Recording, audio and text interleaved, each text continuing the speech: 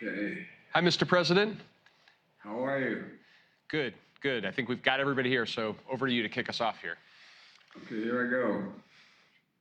Thank you all for joining me today for this important and timely discussion. We're here today to talk about the importance of passing the CHIPS for America Act to strengthen our national and economic security. And later today, the Senate's going to hold a key vote to advance this critical legislation, God willing. And I'm glad we have an opportunity to hear from the industry and labor leaders about this important topic. I'm going to turn this over to Brian now to get us started. Brian? Great. Thank you, Mr. President. And we are joined here by members of your economic and national security team, as well as business and labor leaders from across the country. We thought, sir, that we would try to divide this into two categories, the first being the national security implications, and the second being the economic security and economic opportunity embedded in this legislation. But we wanted to really try to zero in on both the urgency of acting and of Congress, as you say, acting without delay, hopefully today and in the coming days, but also the opportunity and the opportunity for the country and for our national security as well. So, sir, with your permission, we'll start on the national security side and kicking this off, go to Jim Taslett, the CEO of Lockheed Martin. You've had the opportunity to visit their facility down in Alabama earlier this year. And Jim, I was hoping if you could just, for the president and all of us, just give us your sense of the broader national security concern here and also the ways in which semiconductors feed into the strength of our national security industrial base across the country. Thank you, Brian. Good afternoon, Mr. President. Good afternoon, Jim. We believe a robust, secure supply of microprocessors is essential both to national security and to the health of the defense industrial base and the aerospace industry as a whole. Mr. President, when we visited the Javelin production operation down in Alabama, as Brian mentioned, we were talking to the teams that actually build the product, build the Javelins. And they mentioned that, as you might recall, each of those Javelins requires over 250 microprocessors for each and every one.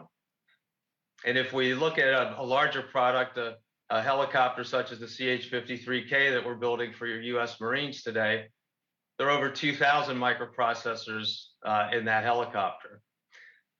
So when we go on to networking and adding in autonomy under kind of a 21st century national security architecture that we're building, microprocessors are going to get even more important. So it's critical to increase US production and test capacity. There's a couple other reasons it's very important too. One is trust. We've got to have confidence in the security of the hardware itself, that it hasn't been tampered with or degraded when we receive it to put it into our aircraft and missiles, satellites, etc., right? Also, we want to have made in the USA access to the latest cutting edge technologies to put into the systems that our sailors, Marines, airmen, and soldiers are going to be using in our defense. And you know, we're all in the era, unfortunately, of renewed great power competition as well. And in an era like that, we need to revitalize the US semiconductor industry. It's imperative to maintain an effective deterrent, we believe, for the future, keep our country safe. And today, our company and our suppliers, we've got adequate access, largely, to the semiconductors that we need to produce what's being done today, Mr. President. But because much of the production is in China and in Taiwan, access to be guaranteed for US industry, including in defense industry, is fragile. You know, should China decide to withhold its production or inhibit Taiwan from exporting its chips or building them, we would have a serious economic and eventually national security issue on our hands. And so, given the long lead times for producing a fab and building the factories, it is important and urgent to begin to rebuild US semiconductor chip manufacturing in the US. Jim, I'm glad you mentioned security. To be secure that any part we're putting in a weapon system or a helicopter, anything we have, that we are assured that no one's been able to tamper with that. That is made in America, built in America, stockpiled in America. And I think it's really important. And by the way, I was really impressed with your workers down in Alabama when they went through the plant. I was there for several hours, as you know. And I think they really, really take their work seriously. And so how does passing this legislation though, how does this make a difference in how does it ensure our systems are going to stay at the leading edge? It's one thing to say there's uninterrupted access. We make it here and build it here in America, but talk to me a little bit more about how this ensures the systems stay on the leading edge. Well, we're moving forward really rapidly, Mr. President, both in sort of physical world technologies like hypersonics, really advanced space sensors, stealth aircraft like the F-35, et cetera. But we're also inserting what we call 21st century digital technologies into the system as well. Now, those are things like 5G, AI, distributed cloud computing. We need the latest and sub 10 nanometer chips, and we need them to be trustworthy to be able to introduce those kinds of capabilities. Again, in service of our sailors, airmen, guardians, Marines, and aviators. So we've got a lot of emphasis and a lot of importance on those latest technology chips because they are the building blocks of those defense systems of the future.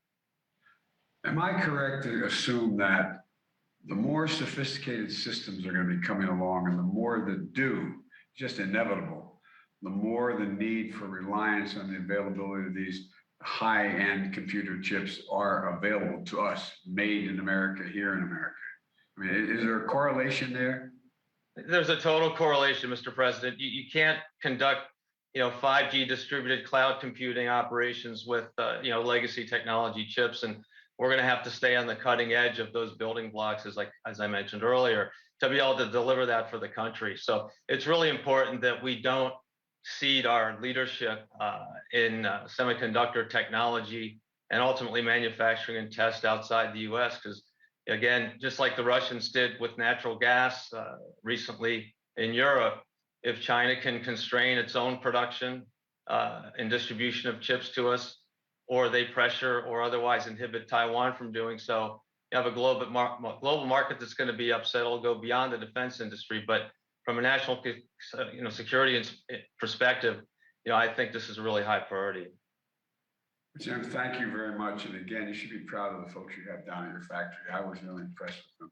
They seem to really, not just to doing a job, but they seem to be on a mission. I mean, I'm serious. It was great to see. Great to see. Anyway, thank you. It meant so much for all of them to see you, Mr. President, and I show your support. So thanks. Thank you. So, Mr. President, I wanted to. It's all yours. Yeah.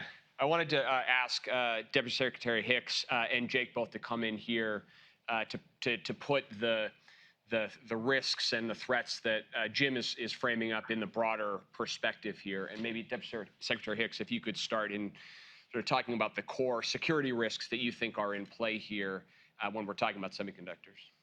Absolutely, Brian. So Jim Takelett did a great job, I think, laying out the dependency that we have on the defense side that our military has on advanced microelectronics, whether it's the Javelins we saw down in Alabama or the F-35 Joint Strike Fighter that Lockheed Martin puts out, to our nuclear weapons forces. And of course, as we look ahead to the future on emerging technologies, just as Jim said, quantum, AI, hypersonics, 5G, 6G, next G, all of that is heavily dependent on ensuring our access to microelectronics. We're not the only ones focused on this challenge. Of course, China is also focused on this challenge. And today, approximately 98% of those commercial microelectronics that DoD is so dependent on are assembled, packaged, and tested in Asia. And as Jim said, we need to make sure both that we can assure our access and that we can have the most advanced capabilities that the commercial sector can offer. So semiconductors, it's not an overstatement to say, are the ground zero of our tech competition with China. They are able to have heavy subsidies. They weaponize the financial incentives to facilitate their acquisition of intellectual property.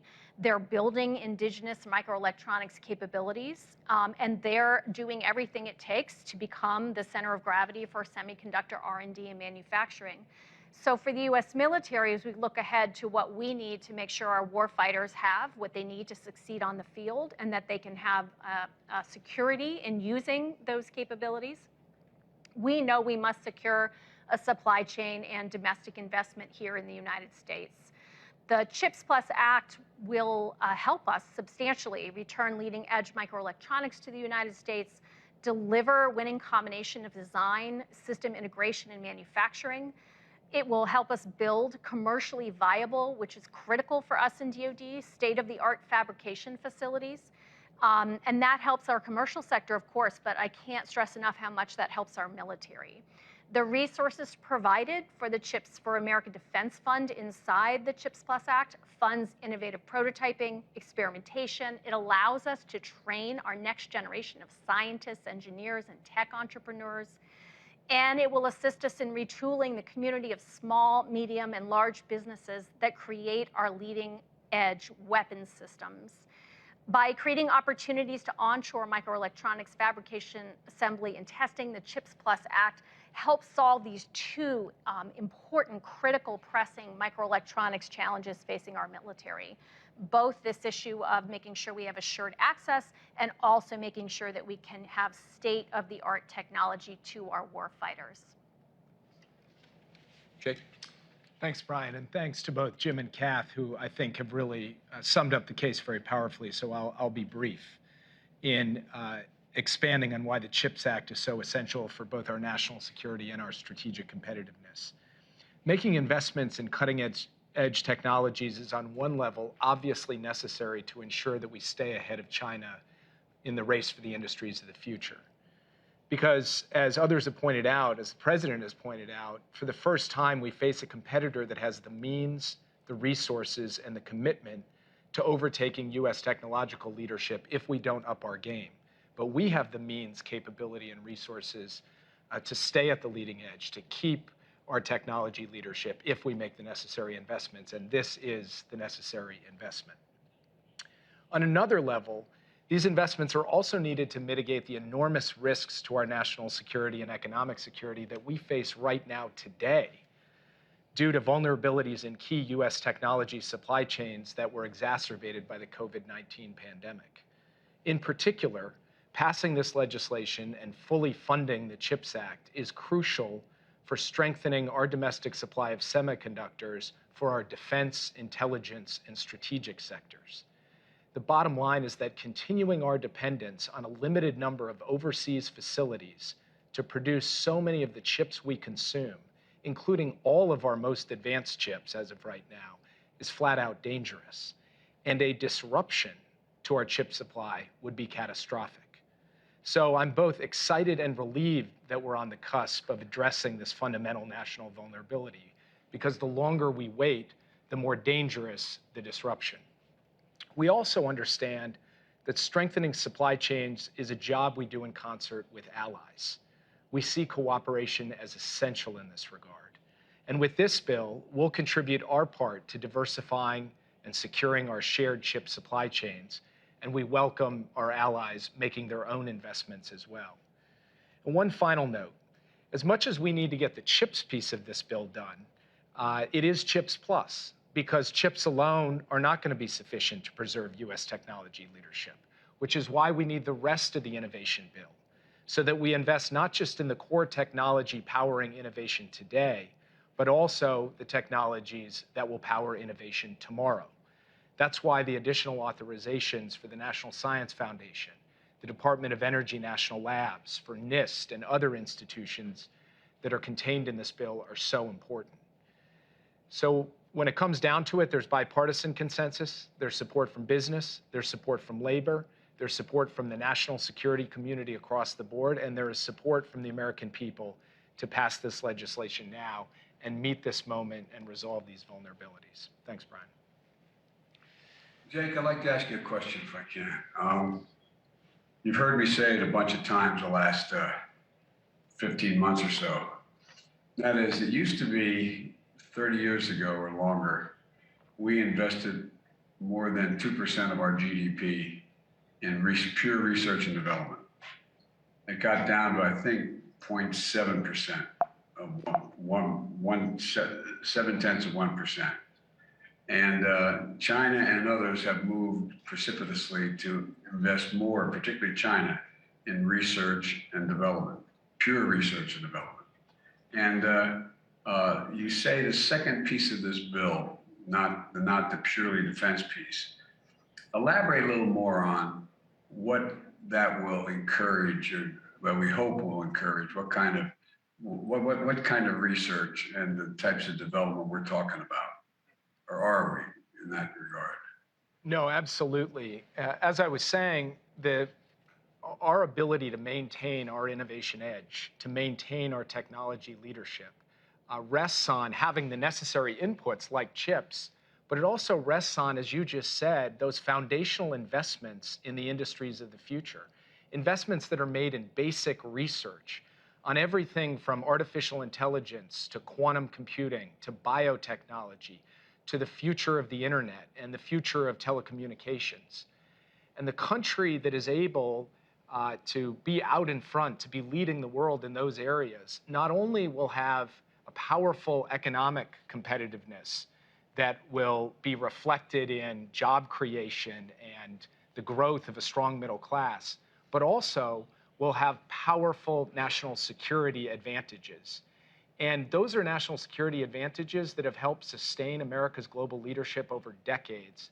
And by making this big investment, which is something that you have talked about for years now, to actually get it done is going to make a massive difference in our ability to be able to maintain our competitive edge with respect to the industries of the future. And in doing so, it will also help us shape the rules of the road on technology, on these important technologies, in a way that reflects our interests and our values and doesn't leave them to be written by a competitor or a challenger of ours who doesn't share the same values we share. I think that's a really important point. I think the point is that we have, as we've led the world in the past in research and development, generating new technologies, we've been inclined to share with the rest of the world, not sort of just use it as a economic weapon. We've expanded, and our partners, the democracies of the world, have benefited. And it seems to me this makes up a part of that. Madam Secretary, can I ask you a question as well? You responded to Jim's comments and gave your views on the core security risks at play. What, from your perspective, what is maybe, are you able to prioritize what risks are greater or less security risk? That's a tough question, because who knows for certain, but didn't mean to put you on the spot, but can you sort of weigh them for me a little bit? Sure. I think in today's weapons systems, what we worry about most is the compromise of the supply chain of the chips that are in our existing weapons systems, or as we upgrade, as we always have to do, and put new chips in. Those are, as I said, largely dependent on the commercial market for whatever those chips may be. And so we know that there have been adversaries who have sought to affect our chip supply, have sought to alter that, and just making sure that we can assure that when we put our warfighters out, their weapons will operate as intended, and that we, the United States, retain control of that technology is incredibly important. I would put that at the top, and I would put second to that this issue of the kinds of capabilities we seek for the future, the kinds of capabilities that make sure our warfighters are safer, more ready, can deliver effects in a way that deters adversaries from ever wanting to attack the United States. And for that, we need that next generation, most advanced, most capable microelectronics supply chain to be secure. That's important. All right. Well, thank you very much. Brian, Yep. Back to you. Thank you, Mr. President. So we're going to pivot here from the national security case, which I think you've heard is both compelling and urgent, to the economic security element of this. And obviously, as we make these investments, our goal is to generate durable economic opportunity here in the United States, and the opportunity there is quite significant. I want to bring in Jeff and Tom and Mark and Chris into this conversation. But to just frame this up at the beginning, I want to ask Secretary Raimondo to just give us this sort of broader perspective here on the economics and the in addition to being tireless on this effort, Secretary Raimondo and the Commerce Department, if passed, will be given principal responsibility for implementing this legislation. So, Madam Secretary, if you could just sort of tee up what you see as the economic context, and then want to bring in Jeff and Tom and Mark and Chris to this conversation. Yeah, absolutely. Thank you, Brian. Good afternoon, Mr. President. Good to see you, and thank you for convening all of us on this incredibly important topic. So, look, I think the most important thing Congress can do right now to support America's economy and America's workers and our global competitiveness is to get this CHIPS Act over the finish line and onto your desk this week. It's vital. You know, the CHIPS Act proposes a $52 billion investment in domestic semiconductor production, which will enable us to revitalize our domestic semiconductor manufacturing. I mean, the truth of it is, we invented the semiconductor industry, right? Silicon Valley is Silicon Valley because we invented it right here in the United States of America. We used to make 40% of the world's chips. We make about 12% now. And as Jake said, we make essentially none of the leading edge chips. And we're utterly dependent upon Taiwan for the leading edge chips. So in terms of economic security, chips are a cornerstone technology that underpin our entire economy. You need chips for smartphones, computers, cars, medical equipment. Nearly every piece of life-saving medical equipment in a hospital runs on chips. And the reality is, while we have invested nothing to spur domestic chip manufacturing, China has invested more than $150 billion to build their own domestic capacity. So we're very much behind. And the CEOs who are with us this afternoon, they know America's become totally reliant on China, particularly for the mature chips, the larger chips that are necessary for medical devices, aircraft, industrial machines, et cetera. The reality is, it's not possible to have a strong economy and a strong country if we don't make things in America, and certainly if we don't make chips in America. So right now, chip manufacturers are finalizing their investment plans. And passage of the CHIPS Act is necessary, it's urgent, because the CHIPS funding will be the deciding factor on where those companies choose to expand. We know they will expand because they have to in order to meet demand. There's no question about that. The question is, where will they expand? And we want them, we need them to expand here in the United States. We want high quality, good paying jobs in America. And, you know, the truth of it is, as I've said all along, this CHIPS money is not a subsidy for big companies to make them more profitable or so they have more cash for stock buybacks or to pad their bottom line or to invest in other countries. This is about investing in the United States of America, in our workers, in our economy, and in our national security.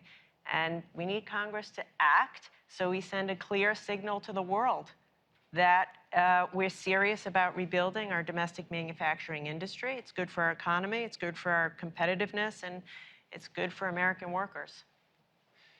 Thanks, Gina. I want to bring Jeff, you and Tom into this conversation, and maybe start with you, Jeff. That the Secretary just mentioned it, but some people are actually surprised to understand the healthcare nexus here.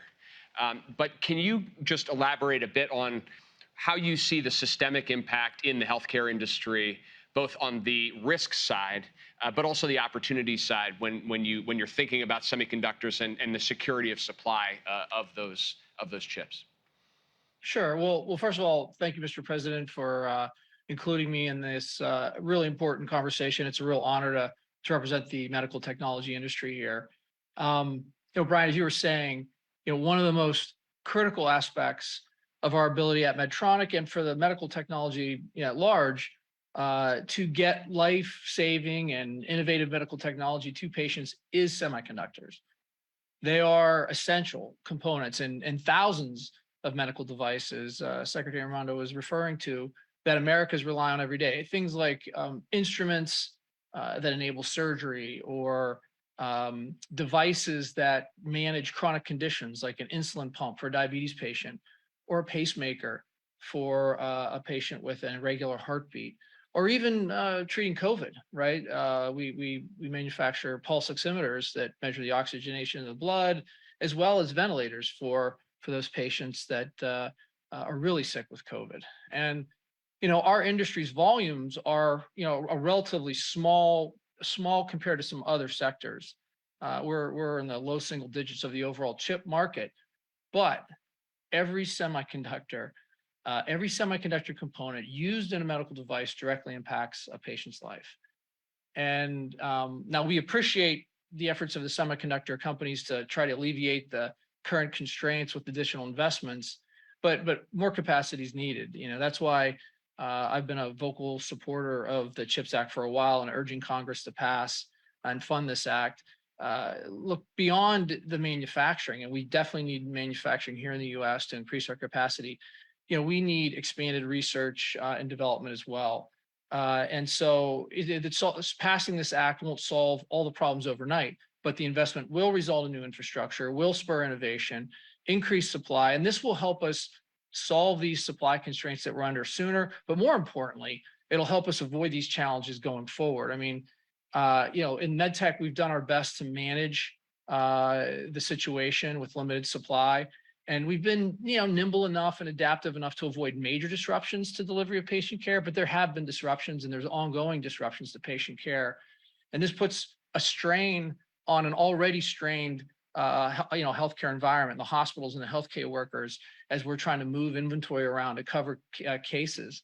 And this shortage on semiconductors is predicted to go on for some time. Investment is needed. And as Secretary Armando mentioned, the particular types of ships that we use that are larger and are much more efficient on energy are the ones that are, the most in most critical, demand right now and the shortest supply.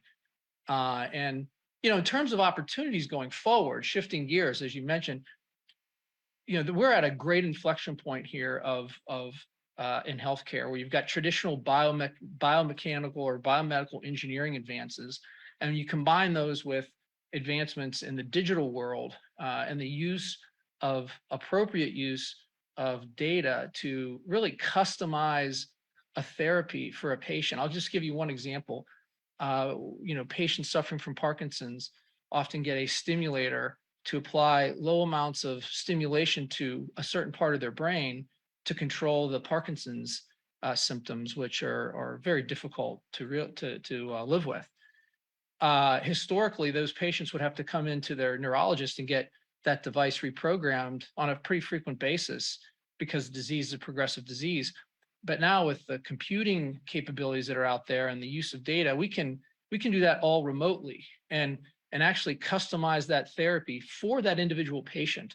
And the outcomes are just much better, and the strain on the healthcare system is much less. And I can give you thousands of examples of like that, where the use of chips inside devices, on the edge, in the cloud, and the advancements in computing power are really being harnessed to change patient care. And in such a profound way, you're improving outcomes, you're improving access, and you're bringing down cost all at the same time. So that's the exciting part that we want to accelerate, but it's really hard right now, given the semiconductor supply that we're facing. Thanks. Thanks, Jeff. Tom, wonder if you can offer your perspective too. We've heard a lot about the concerns in the transportation sector and engines, but also both in the today constraints, but also the vision forward to the electrification of the transportation sector as well. We welcome your thoughts here.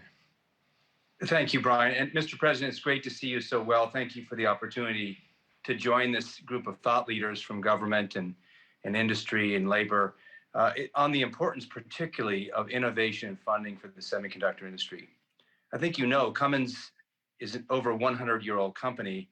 We are headquartered in Columbus, Indiana. We have over 25,000 employees in the U.S., and we work together to innovate on power solutions from the industrial sector. It's remarkable how much Jeff and I have in common with our perspective on semiconductors from completely different sectors.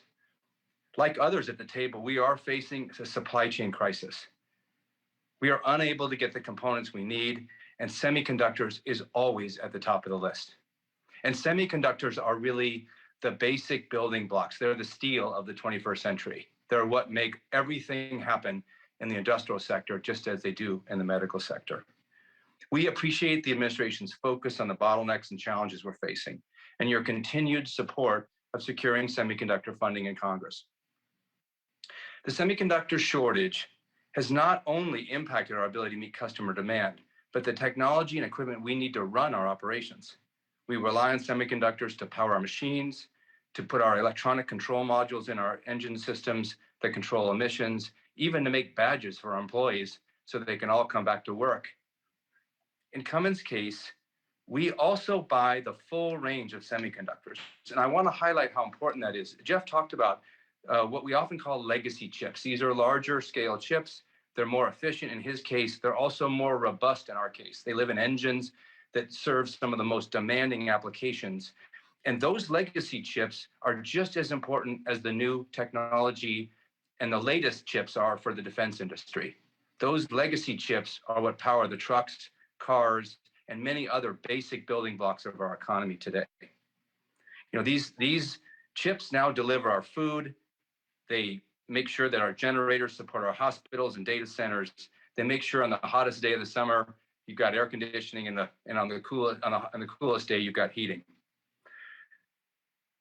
In addition to manufacturing delays, costs have escalated dramatically. So the supply chain crises and some of the effects that Secretary Armando talked about have also driven significant cost increases.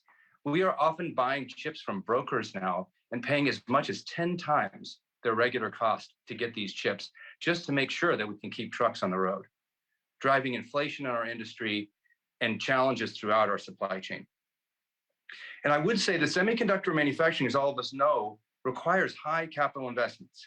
And the return for those investments, especially for legacy chips and more basic chips, is not as high as it is for the latest edition chips. I think that's why some of this funding is so critical to ensure the kind of investments we need made in the United States are actually made. We believe the Chips for America Act will go a long way to ensure not only the high-tech chips are made for the innovation of tomorrow, which is critical, but also that these basic and legacy chips are also provided as part of our supply chain. In addition to the semiconductor funding, this bill also provides critical funding for the National Science Foundation and other agencies that will ensure that we are keeping pace with the investments made by other countries for their domestic manufacturers. The way that I think about that is that the investments made in the CHIP Act are going to move us from wringing our hands about where we sit in competition with others to actually moving onto the field and helping the U.S. manufacturers compete. And I think we all know that when U.S. manufacturers compete with the workforce that we have and the capabilities we have, we can win.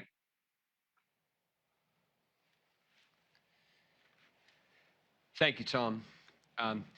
Mr. President, with your permission, I would just ask Chris to come in here too. That last point, Tom, that you made, I think is very salient. That this is a bill that is also about opportunity for Americans workers and for the opportunity to build good jobs in construction and installation and operations of both the facilities to produce chips themselves and the larger and broader ecosystem.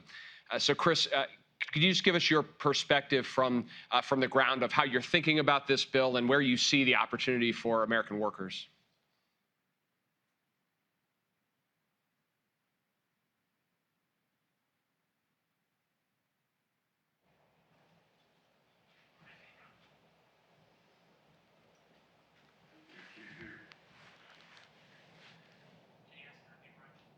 Chris, if you can hear us, I think you're muted.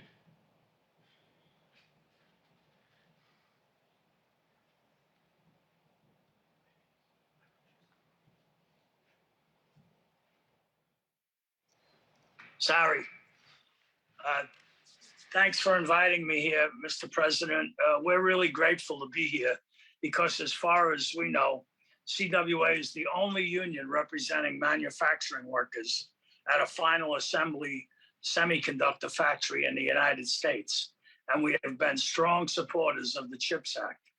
The CHIPS Act is a key component of both creating good jobs here in the US and strengthening our ability to compete with China.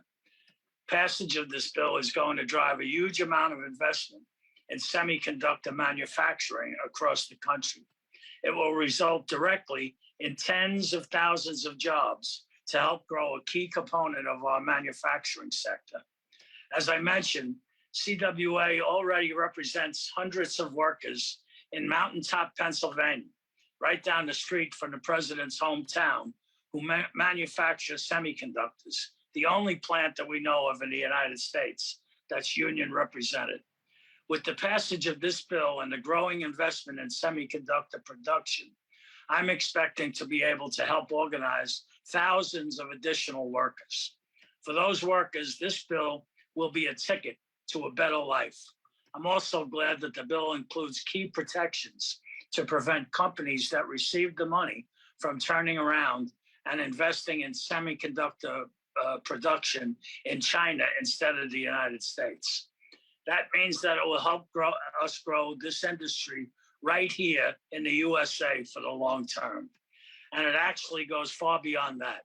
This bill will help prevent us from having to face the situation where the numerous industries that depend on semiconductors, and that's just about every industry, are simply unable to acquire them ever again. So this bill is a key part of rebuilding our manufacturing sector as a whole. There's no question that we need a comprehensive approach to compete and to take on China's unfair trade practices.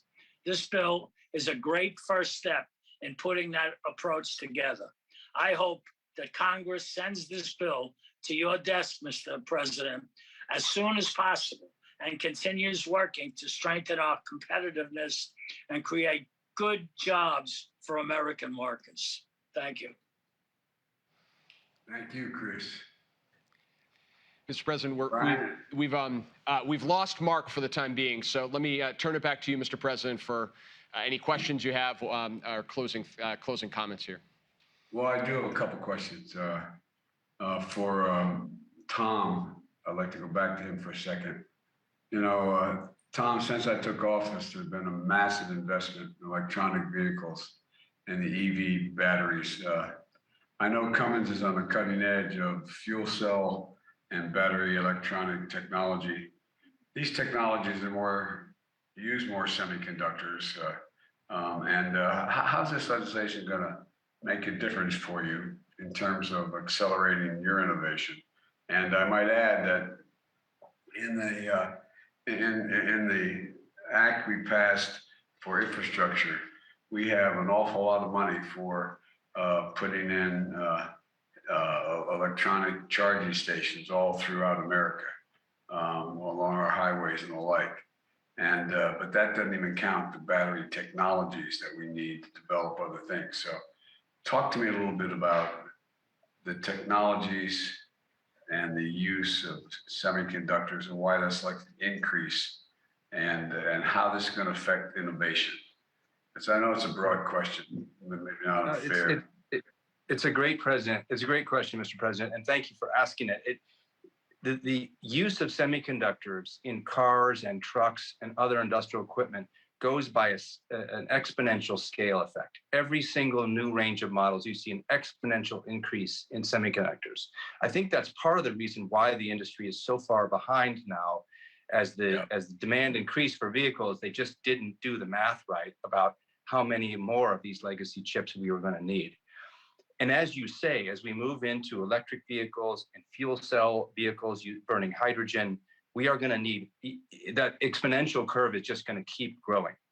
And I would say that in addition to the fact that we'll need more semiconductors, newer versions, more capability to invest, we want to establish leads in those technologies so that we can sell those climate improving technologies to the rest of the world. That's really the way that the U.S. industry builds. We solve the problems that we need to solve here in the U.S., and then we use that same technology to export those products to the rest of the world, and we get 95% more customers. That's essentially how Cummins built its business. I think that's a lot of us have benefited from that, and we add jobs at home by building that business overseas. So I think we have a big opportunity here, but we need to invest now. The time is running out for us to get to the lead. We already see Europe and China and other places moving faster in battery electric and fuel cell electric technologies, and we have to sprint to catch up. And of course, the infrastructure bill was a big help there. I think there's also hydrogen that's going to be needed in the semiconductor Absolutely. industry. And we and other companies in the US offer electrolyzers that can provide that hydrogen using green energy. And then we have green hydrogen, so we decarbonize the industry significantly as well. So there's a lot of upsides for us investing here in the US in terms of building out that clean energy portfolio that allows us to lead for decades to come. Well, I couldn't agree with you more. Seems to me that, like I joke, and I don't joke, I'm serious when I think of climate change, I think jobs. I think there's so many opportunities we have that people understandably don't even realize. And if we could just get our act together in the Congress, we'd be able to do a heck of a lot more and create literally thousands and thousands and thousands of good paying jobs. Let me shift over. I was going to ask Mark as well, but Chris, thank you for all the support you've been giving to this effort. It was a top priority for me to ensure that incentives for semiconductors have a Davis-Bacon prevailing wage requirement. These semiconductor projects, they're billions of dollars and thousands of construction jobs in each of these sites. And how are those Davis-Bacon requirements going to make sure that those jobs are good jobs? Is there a correlation? Yeah, the Davis-Bacon requirements will make sure that people, that there isn't a race to the bottom, that there'll be an even playing field for the people working in this industry and the people working on building the factories that will build these semiconductors. And, Davis-Bacon requirements will make sure that happens and that, no one will be left behind. And it will give us really, really good union jobs, mostly, to make sure that the factories are built by union labor and that the manufacturing is done by professional union people who really care about what they're doing and will stay on the job because they're making good wages and have a good job.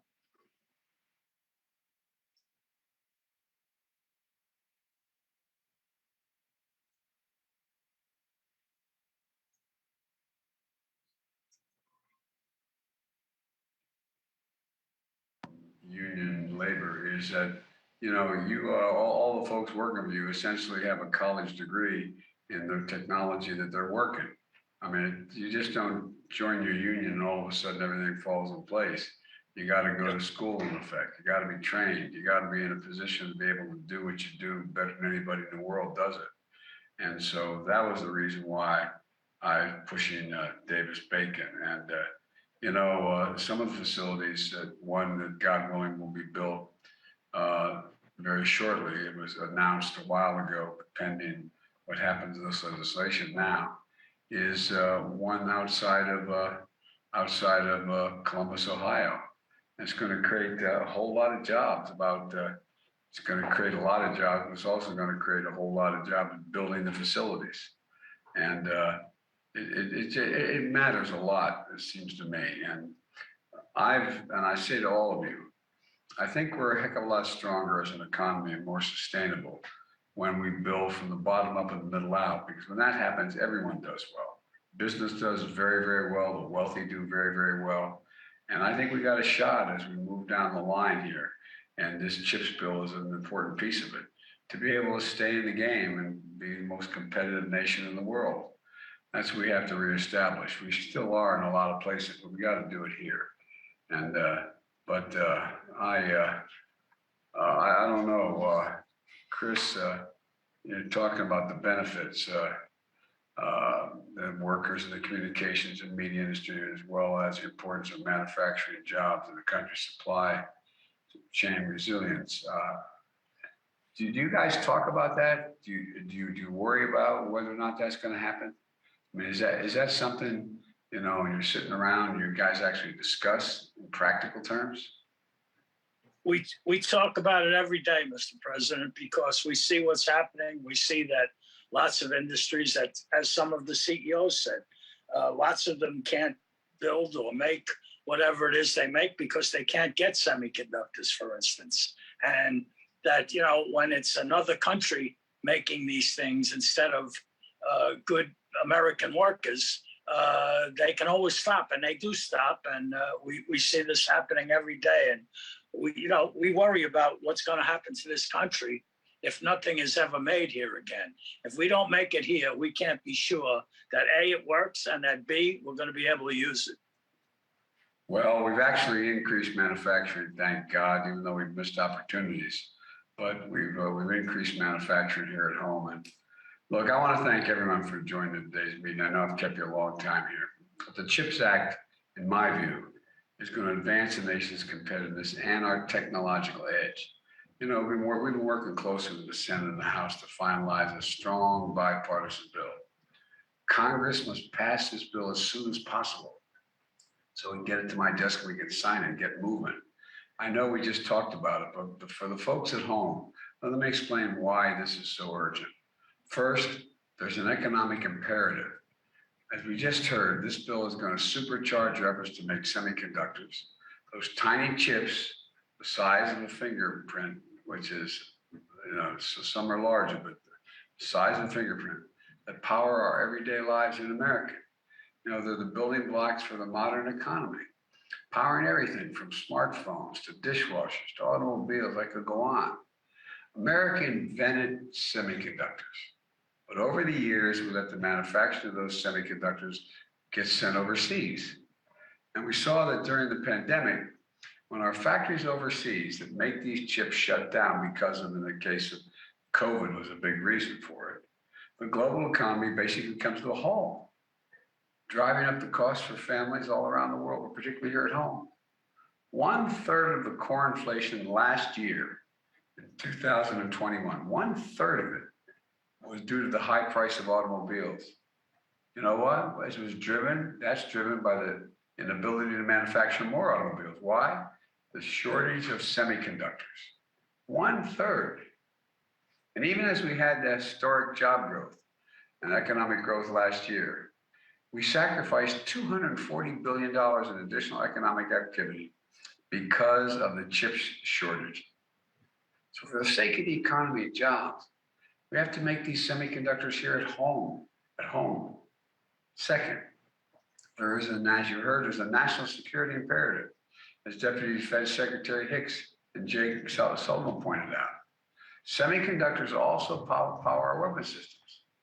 And Jim, earlier this year, I went down to Lockheed's factory, as I said, in Alabama, where they're making the Javelin missile that we're supplying to Ukraine to defend themselves against Putin's unprovoked war. It's a crystal clear to me that we need these semiconductors. Crystal clear. All you have to do is be there to talk to the workers, not only for these Javelin missiles, but also for the weapon systems of the future, that we're going to even be more reliant on advanced chips. Unfortunately, we're not producing enough of them. Taiwan produces 90% of the leading edge chips. We produce 0. China is moving ahead of us in manufacturing these sophisticated chips as well. As we watch the US production of these chips decline from 40% of the global production to 12%, at the same time, we watch China go from 2% to 16%. And China's goal is to reach, they've stated, is 25%. They need to produce 25% to become fully self-sufficient. It's no wonder China's watching this bill so closely and actively lobbying US businesses against the bill. America invented the semiconductor. It's time we bring it home. Doesn't mean others can't do it. It's time we bring it home for all that we need for our security and our economic growth. Third, it's just not me signaling an urgency here. Listen to the business leaders here today and across the country. They're making decisions right now about where to invest and ramp up production of these semiconductors. Are they going to invest in China, India, Japan, South Korea, the European Union? They're all making historic investments in the tens of billions of dollars to attract businesses to come to their countries, the countries I just named, to produce these chips. The United States has to lead the world in the production of these chips for our own safety's sake as well as economic growth. Let me be clear. This bill is not about handing out a blank check to companies. Commerce Secretary Raimondo will be overseeing the key investments of this bill, explained how she's laser focused on the guardrails that will protect taxpayers' dollars and interests of the American workers, small businesses, and the communities in which they reside. The bill required that I personally have to sign off on the biggest grants before they can be dispersed. It's not sufficient. I've got to sign off on the big ones.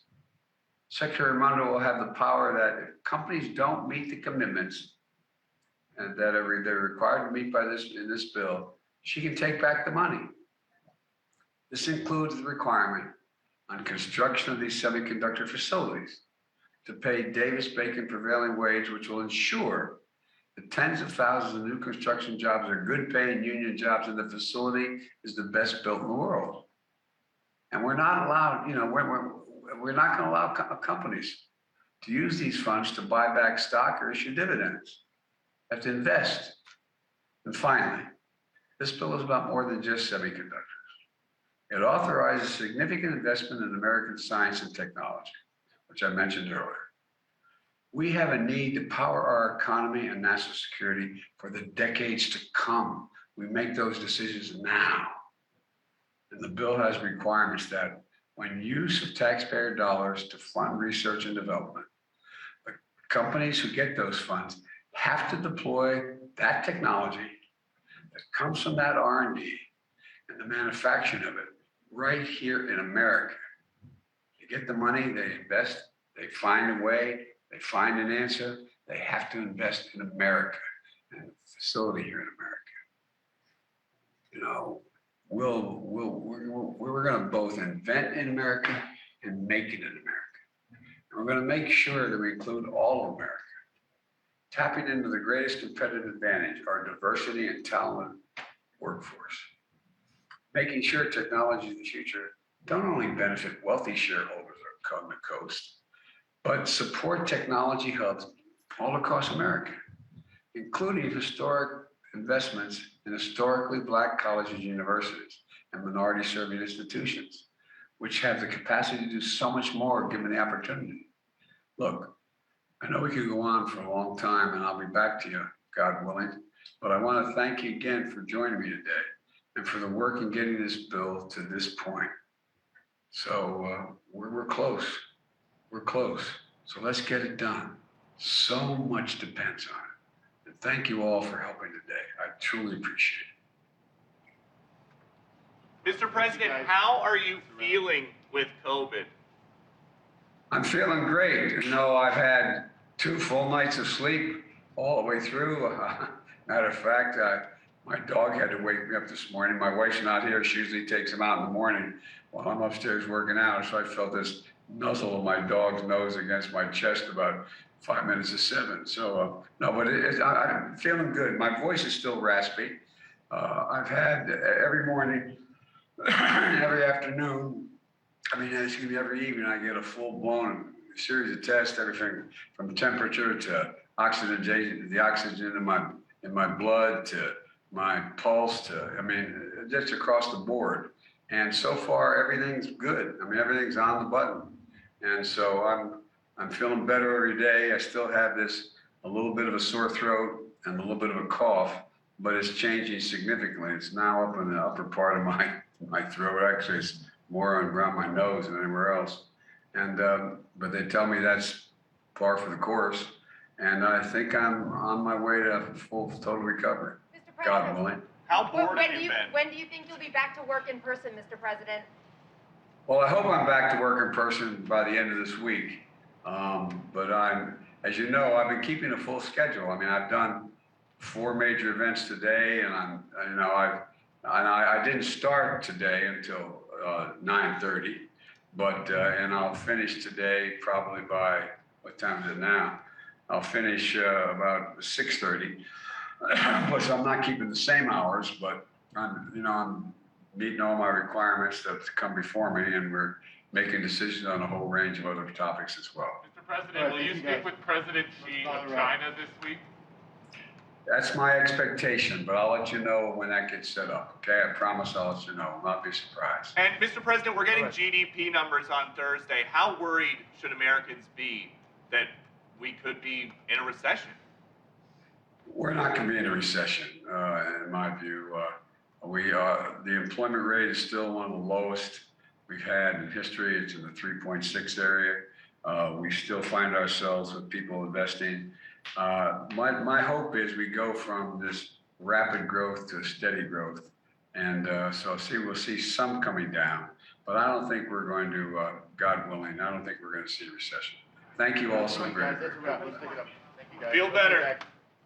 Thank you.